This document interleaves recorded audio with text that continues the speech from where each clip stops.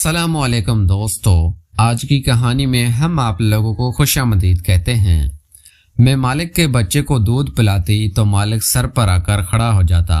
مجھ کو بہت شرم آتی، مگر مالک کو میں کچھ بھی نہ کہتی، کیونکہ 25,000 تنخواہ مجھے مہینے کا ملتا اور میں اپنا 25,000 گنوانا نہیں چاہتی تھی۔ لیکن پھر ایک رات مالک کے بچے کو بخار ہو گیا۔ مالک نے دوائی دی اور کہنے لگا آج رات تک رک جاؤ۔ میں مان گئی، مگر اس رات میرے ہوش اڑ گئے جب مالک نے میرے ساتھ میرے شوہر کی تنخواہ بہت زیادہ نہیں تھی، بڑی مشکل سے گھر کا گزارا ہو پاتا، پھر اس پر میرا چھوٹا سا 1 مہینے کا بچہ جسے چھوڑ کر گھر کے کام کاج کے لیے نہیں جا سکتی تھی، نہ ہی کہیں نوکری کر سکتی تھی۔ ایک بار میری پڑوسی نے مجھے ایک ایسی بات کہی جس سے میں سن کر سوچ میں پڑ گئی، لیکن مجھے لگا شاید میرا شوہر اس بات کی اجازت نہیں دے گا۔ وہ کام ہی کچھ ایسا تھا۔ وہ کہنے لگی اس کی کوئی جاننے والی ہے جنہیں ان کو ایک ایسی عورت کی ضرورت ہے جو ان کے بچے کے لیے ماں بن سکے۔ یہ سن کر میں چپ ہو گئی۔ وہ کہنے لگی وہ بہت امیر ہے اور وہ اپنے بیٹے سے بہت محبت کرتی ہیں، تو وہ تمہیں بہت اچھی قیمت دیں گی۔ میں نے کہا کہ میرا شوہر شاید مجھے اس بات کی اجازت نہ دے۔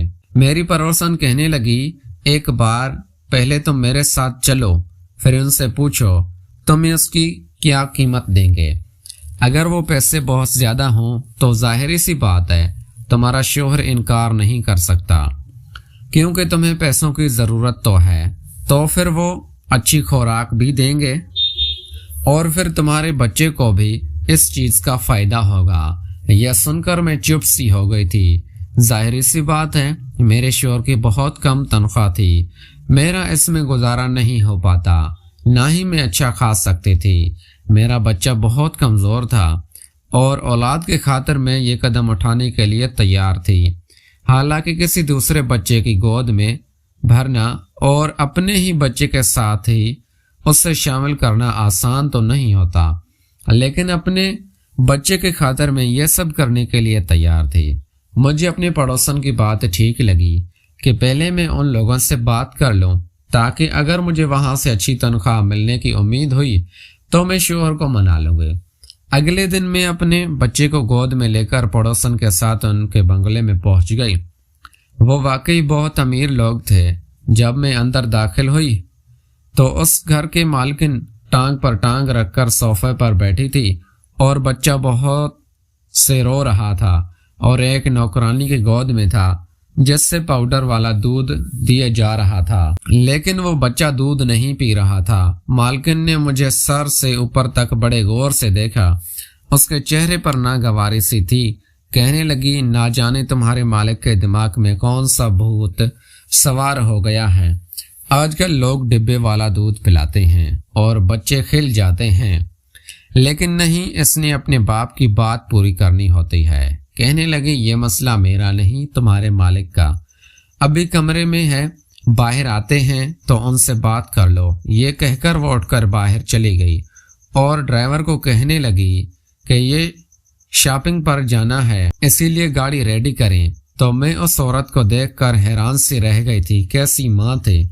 پھر میں سوچنے لگی کہ شاید کوئی بیمار عورت ہوگی جو کہ مجبوری کی حالت میں اپنے بچے کو اس شخص سے جدا کر رہی ہے، لیکن یہ تو ہٹی کٹی اور صحت مند عورت تھی، اپنے بچے کو ماں کا پیار دے سکتی تھی، لیکن شاید آج کل کے ماڈرن قسم کی ماں ایسی ہی ہوتی ہے، اپنے بچوں کو نوکروں کے رحم و کرم پر پالتی ہیں، اس سے سینے سے لگانے کے بجائے نوکروں کے ہاتھوں میں تھما دیتی ہیں۔ میں نے گہری ٹھنڈی سانس بھری، وقت کی بات تھی، میرے پاس اتنے پیسے نہ تھے کہ اچھی خوراک کھاتی تاکہ میرا بیٹا صحت مند ہوتا، اور اس عورت کے پاس سب کچھ ہے، لیکن یہ پھر بھی اپنی اولاد کو اس حق سے دور رکھ رہی ہے۔ وہ عورت جا چکی تھی۔ کچھ دیر بعد اس گھر کا مالک کمرے سے نکلا اور میری پڑوسن سے کہنے لگا کیا یہ وہی عورت ہے؟ پڑوسن کہنے لگی جی یہ وہی عورت ہے۔ میری گود میں پڑے میرے بیٹے کو اس میں غور سے دیکھا اور پھر میری صحت بھی بہت اچھی نہ تھی، میں دبلی پتلی سی تھی۔ وہ کہنے لگا انہیں تو خود خوراک کی اچھی خاصی ضرورت ہے، یہ بھلا میرے بچے کو کیسے پال سکتی ہیں؟ میں نے اس کی بات سن کر کہا، روز روٹی تو اوپر والے کے ہاتھ میں ہوتی ہے، اور اپنے بچے کے کھانے کا ذریعہ بنایا ہے تو طاقت بھی وہی دیتا ہے۔ میری بات سن کر اس نے بڑے تعجب انداز سے مجھے دیکھا، کہنے لگا میرا بچہ بہت بیمار رہنے لگا ہے کیونکہ اس سے پاؤڈر والا دودھ اچھا نہیں لگتا، اور میری بیوی کسی طور پر بھی راضی نہیں کہ بچے کو اس کا حق دیں۔ میں اپنے بیٹے کی صحت پر کمپرومائز نہیں کر سکتا۔ میں نے کہا کہ آپ مجھے کتنے پیسے دے سکتے ہیں؟ میرے سوال پر کہنے لگا جتنا آپ چاہیں، مجھے پیسے دینے میں کوئی اعتراض نہیں ہے، میرا بچہ ٹھیک ہو، تندرست ہو۔ اس نے مجھے مہینے کے 40,000 دینے کا کہا تھا۔ یہ سن کر میری آنکھیں حیرت سے پھٹی کی پھٹی رہ گئی۔ یہ میری ضرورت سے اچھے خاصے زیادہ پیسے تھے۔ جب میں اپنے شوہر کو بتایا تو پہلے وہ خاموش ہو گیا، لیکن تھوڑی سی منت کرنے کے بعد اس نے مجھے اجازت دے دی۔ لیکن اگلے دن جب میں بنگلے میں گئی، مالک گھر پر ہی موجود تھا۔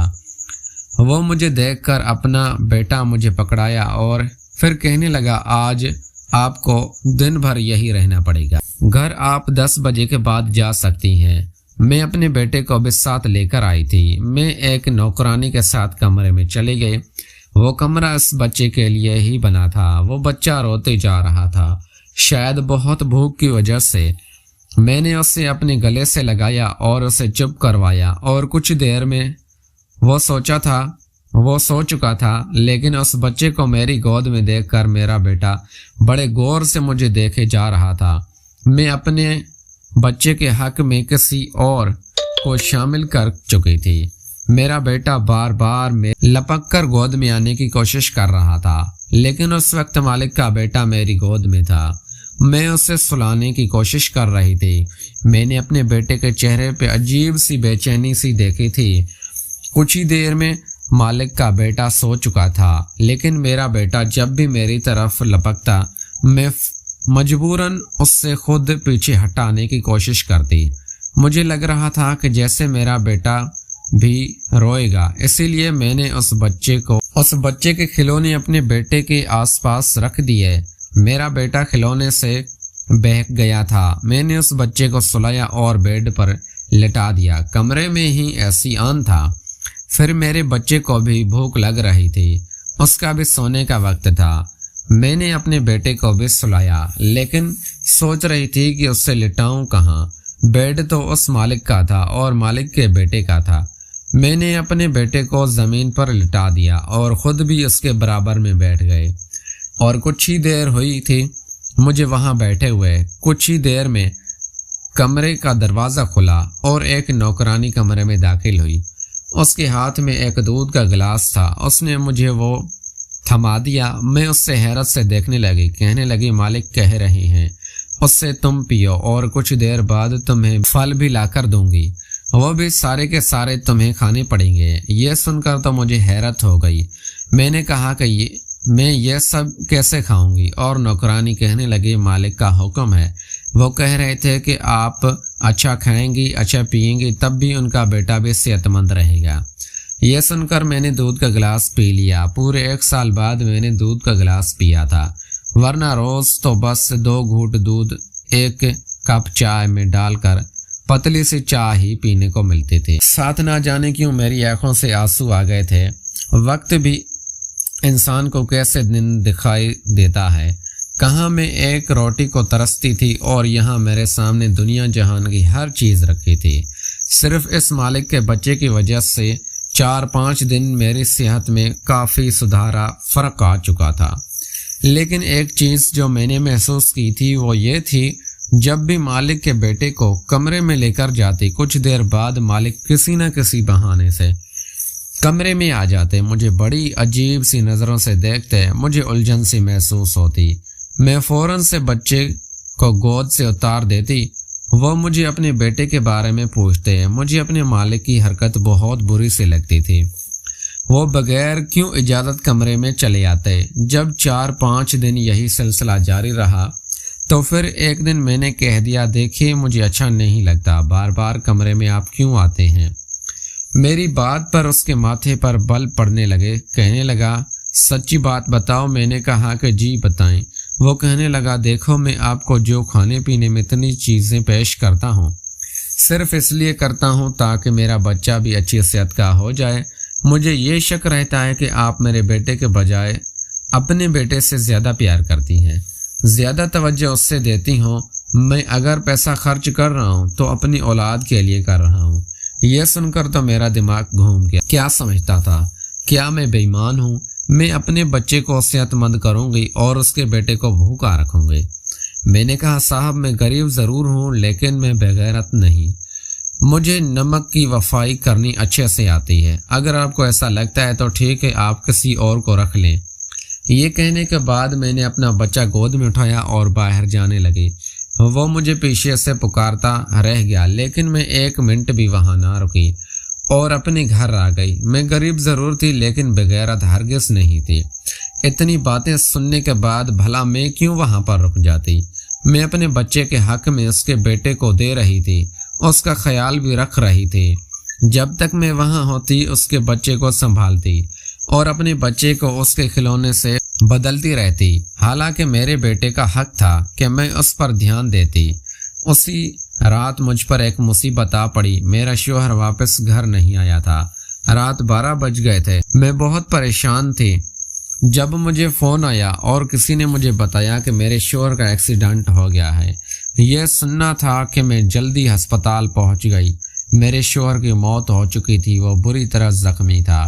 جب مجھے ڈاکٹرنی نے آ کر بتایا کہ آپ کا شوہر اب اس دنیا میں نہیں رہا تو میں بے ہوش ہو کر گر چکی تھی۔ کبھی میں اپنے کچھ مہینے کے بچے کو دیکھتی تو اپنے شوہر کے مرد شیر کو میں پھوٹ پھوٹ کر رونے لگتی۔ کچھ سمجھ میں نہیں آ رہا تھا کہ کیا کروں۔ ہمارے گھر میں لوگوں کی بھیڑ جمع تھی۔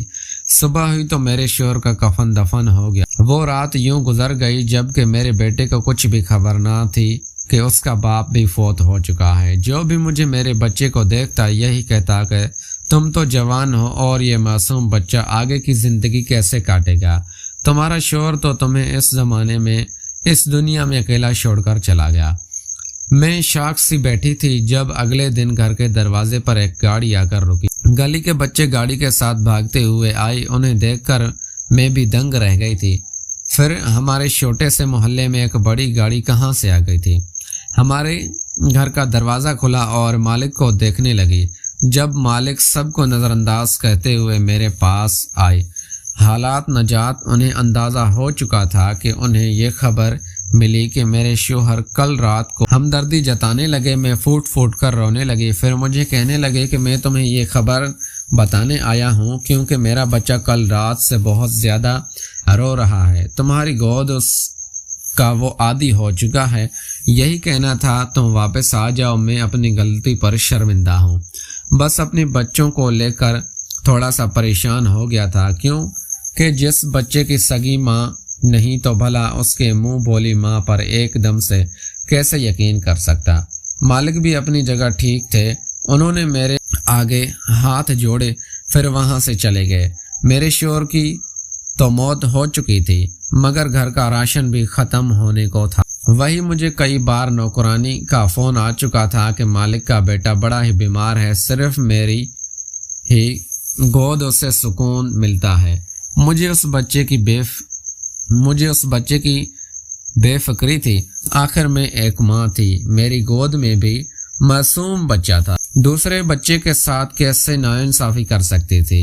اس روز میں نے مالک کو فون کیا تو انہوں نے گاڑی بھجوا دی جس میں بیٹھ کر مالک کے گھر پہنچ گئی تھی۔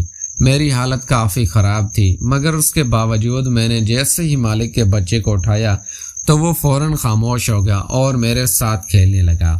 اس سے تو جیسے میری عادت سی ہو چکی تھی، وہ ہر وقت میرے پاس ہی رہتا۔ یہ دیکھ کر مالک بہت خوش ہوئے۔ ایک دن میرے پاس آ کر کہنے لگے کہ تم ٹھیک سمجھو تو یہی رہ لو، میں تمہارے لیے کوارٹر خالی کر دوں گا۔ ویسے بھی تمہاری دنیا میں کوئی نہیں رہا تو بہتر ہے کہ اکیلے رہنے سے تم یہیں رہا کرو۔ مالک کی بات تو مجھے بری بھی نہیں لگی تھی۔ اب تو مالک کا رویہ میرے بیٹے کے ساتھ ٹھیک سا رہنے لگا تھا۔ وہ اس کا بھی بہت خیال رکھتے تھے۔ جو بھی چیز اپنے بیٹے کے لیے لے آتے وہ میرے بیٹے کے لیے لے کر آتے تھے، جبکہ مالکن کا تو کچھ اتا پتہ بھی نہیں رہتا کہ کب وہ گھر پر آ رہی ہیں کب جا رہی ہیں۔ مالکن کو کچھ بھی خبر نہ ہوتی، ہر وقت ان کی شاپنگ اور دوستوں کے ساتھ پارٹی ہی ہوتی۔ کئی بار تو وہ دوسرے محلے اکیلے اپنے دوستوں سے ملنے کے لیے بھی جا چکے تھے۔ انہیں اس بات کا ذرا بھی پرواہ نہ تھی کہ ان کا بچہ کس حال میں ہے۔ اپنے شوہر کو یاد کر کر کے اداس رہنے لگی تھی۔ میرا بیٹا بھی اپنے باپ کو یاد کر کے روتا رہتا۔ ایک دن مالک کے بیٹے کی طبیعت خراب تھی۔ میں کوارٹر جانے لگی تو مالک بولے، آج تمہیں یہی رک جاؤ، میرے بیٹے کے کمرے میں ہی سو جانا، میرے بیٹے کی طبیعت خراب ہے اور وہ تمہارے پاس ہی رہتا ہے اور پھر تمہارے پاس خاموش بھی رہتا ہے۔ مجبوراً مجھے وہی کرنا پڑا۔ آدھی رات کو مالک کا بیٹا بھوک کی شدت سے جاگا تو میں اس سے دودھ پلانے لگی، مگر تب بھی مالک کمرے میں چلی آئی اور میں اپنے ہی دھیان میں بیٹھی تھی۔ جب قدموں کی آہٹ سنی تو گھبرا کر مالک کے بیٹے کو خود سے دور کرنے لگی۔ وہ سو چکا تھا اور اس کی طبیعت بھی کچھ ٹھیک نہیں تھی۔ ہڑبڑاہٹ دیکھ کر مالک میرے سامنے کھینچ کر بیٹھ گئے اور پھر جو بولے وہ سن کر میرے قدموں سے زمین نکل چکی تھی۔ مالک کہنے لگا، دیکھو جو میں کہہ رہا ہوں وہ دھیان سے سننا۔ میں ایک ایسی لڑکی سے شادی کرنا چاہتا تھا جو نہ صرف دنیا سنبھال سکے بلکہ گھر اور میرے ہونے